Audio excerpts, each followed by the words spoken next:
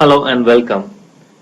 This is part one of a series of tutorials on OData and how it is used inside the SAP mobile platform to create applications. In this session, we'll try to understand the OData standard and how it works. We'll try to get behind the OData protocol to see what it comprises of. We'll try to see how SAP leverages the OData and how it is used in the different products like the SAP NetWeaver Gateway. OData is the short form for Open Data Protocol. It is a data access protocol from Microsoft released under open specification.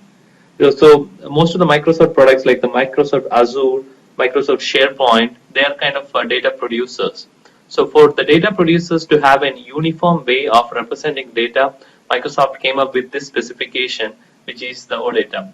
Now, there are a lot of players behind the OData consortium, SAP being one of them. So SAP products like NetWeaver is there. Then there are other producers like eBay or Netflix and even IBM. So there are a lot of industry support behind the standard. So OData is based upon the REST-based architectures. So REST is a way of representing resources through URIs or uniform resource indicators. So you would be able to operate on resources by using HTTP verbs like the get, put, post, and delete. And OData follows the same standard. The crux of the OData protocol is built on top of the atom. So the atom structure is the envelope that contains the data returned from each OData request. So atom was created for a web-based syndication similar to RSS. It's all XML based. So for more details on OData, you could visit www.odata.org. We will get into that site in a few minutes. OData is also known as the ODBC for the web, for the uniqueness or the uniformity of data access. We'll start looking at the contents or the way an OData request is framed. So to retrieve an entity, you basically follow something called an URL scheme. The URL scheme as shown in the figure could be broken down into two or multiple areas. The first is the service root URI. So any request that or any service that is producing OData needs to specify the root URI. So the services.odata.org / odata.svc is the service root URI for some OData service. Then within that OData service, you could also specify the resources. So in this case, there are two resources. One is a category and the second one is the products. So the category one is the first resource, and under the category you have a products. Then following the resource path, you could specify the query options. Query options are a way to tell the OData service to return a particular entity or order the particular data. So we will get into more details on that later during the session. So I have displayed some of these OData query filters. This is by no means comprehensive. You could get more details by visiting the odata.org. So what essentially the purpose of the slide is to explain what are the different kind of operations that are possible with OData. So OData behaves in some ways like the SQL queries. So to get a product table from a database, you will probably create a SQL query. Like select start from products where the product price is less than or greater than some amount. So the same could be accomplished by OData.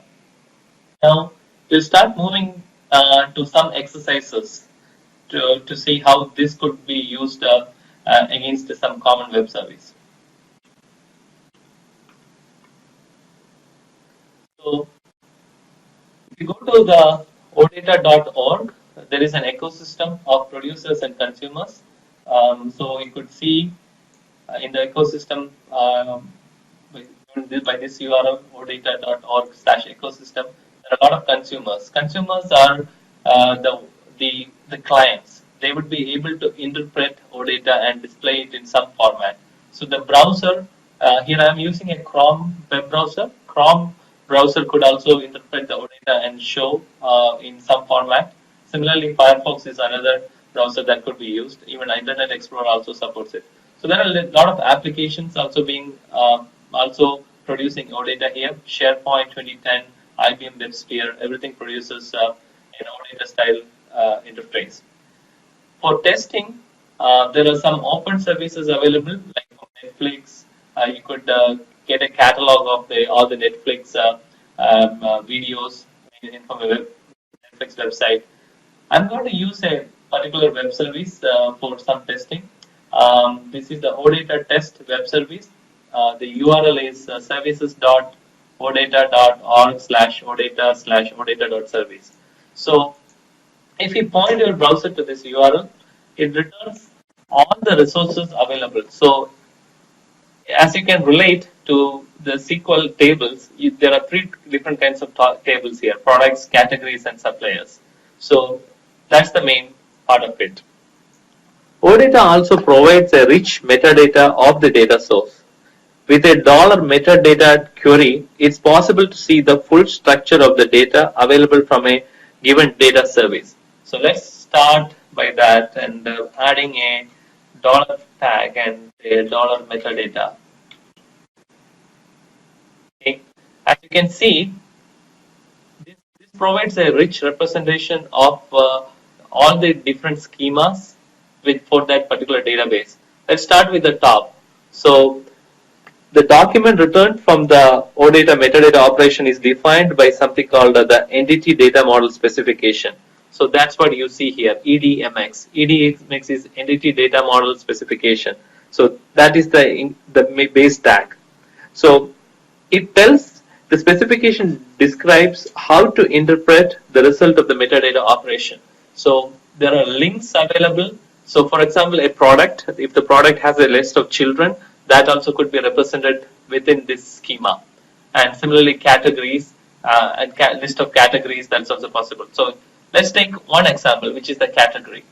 So the category, it has a property reference named ID. This is the unique key, and that key, what is the type of the key is also described here. So this is like an integer, 32-bit integer, and there is a navigation property which tells the relationship between the category and products. So it's a rich representation of the relationships. Now we'll try to invoke few operations and see how you can navigate through the data. So as I showed in the previous URL, so you have the root URL.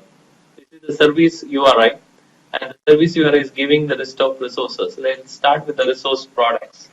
So you could go into products, and it lists down all the products available from that service.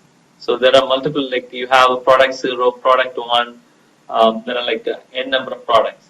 So if you want to run a filter against the total number of products, so you're looking for products whose price is greater than or equal to 2. So you could use what is called a filter query. So you could do a filter, and this is returning all the products whose price is greater than or equal to 2.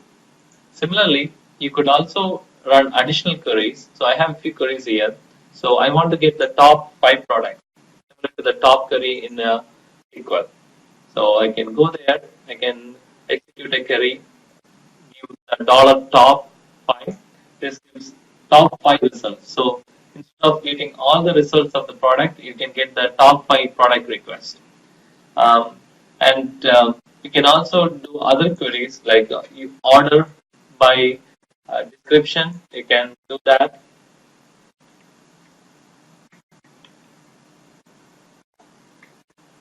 So I want to get the top 5 and order by the name and description. So there is like you can see there is a summary is also available. Mix of flavors. Products are arranged by description. So this was just an example to give you an overview of the possibilities with the OData.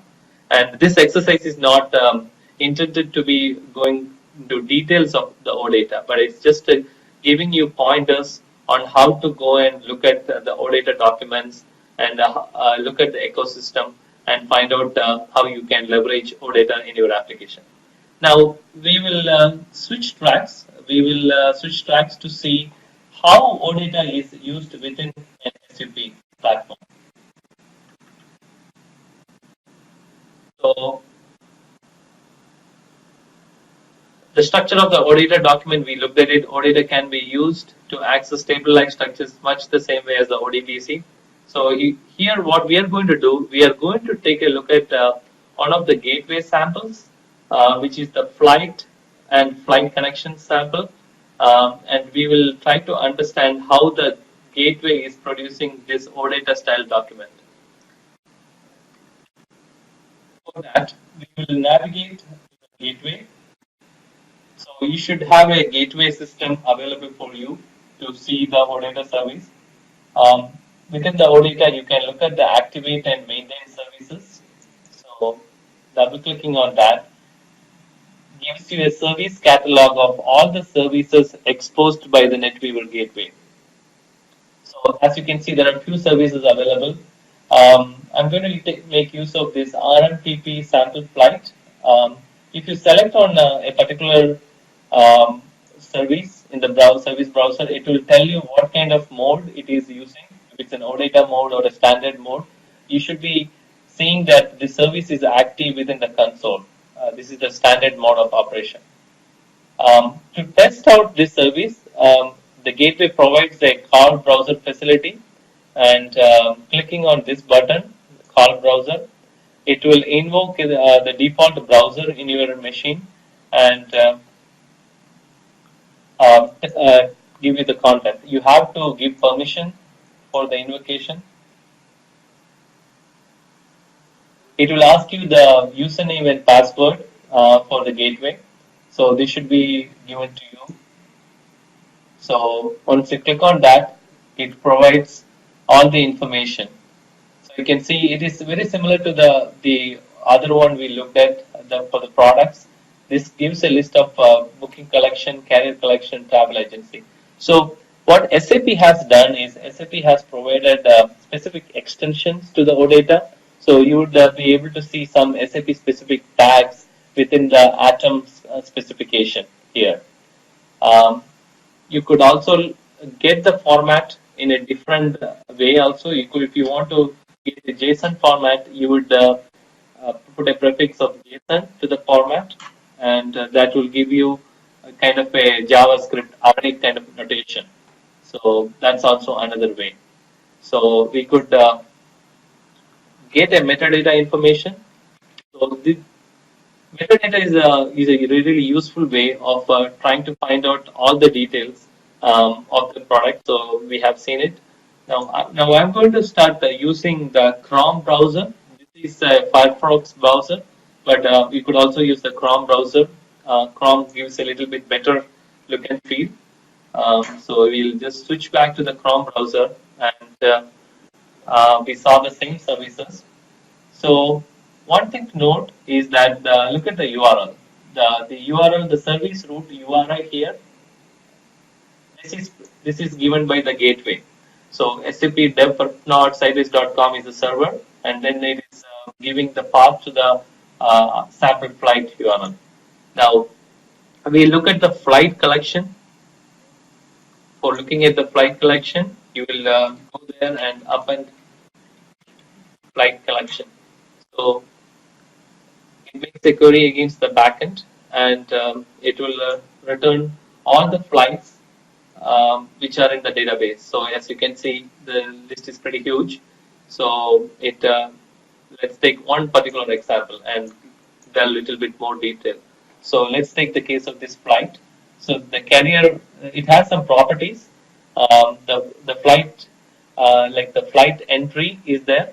There is the flight details, the country, city, airport. These are all correspond to the tables in the database for that the flight.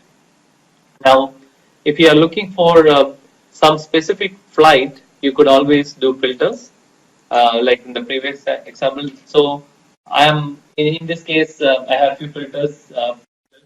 So I'm looking for a flight like flight which is arriving to the SFO airport, I could say filter, and there is a field called airport two, and you can use the equal. And if I do the filter, you could see it gives a list of all the flights which are from SF airport. Okay. We will also execute some other filters. Let's see.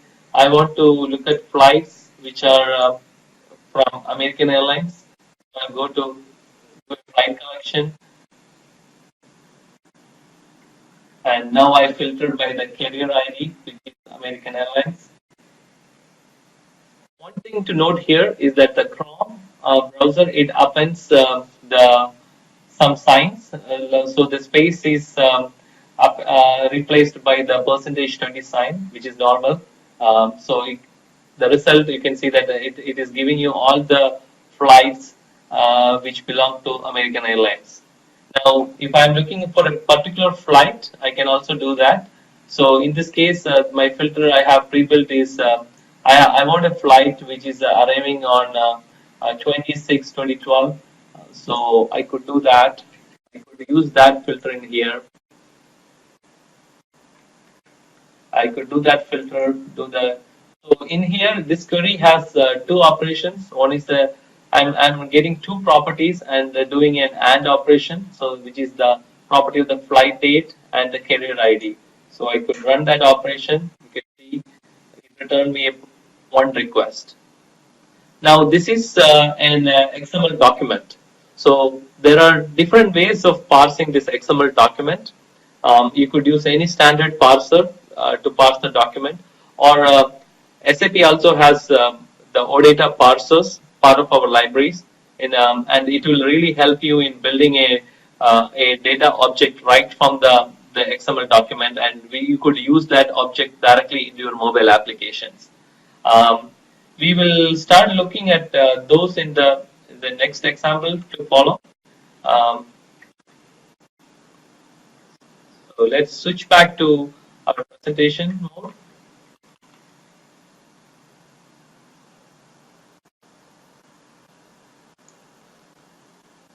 So in the next lesson, we will look at how to use the SAP, how to use the OData within the SAP mobile platform.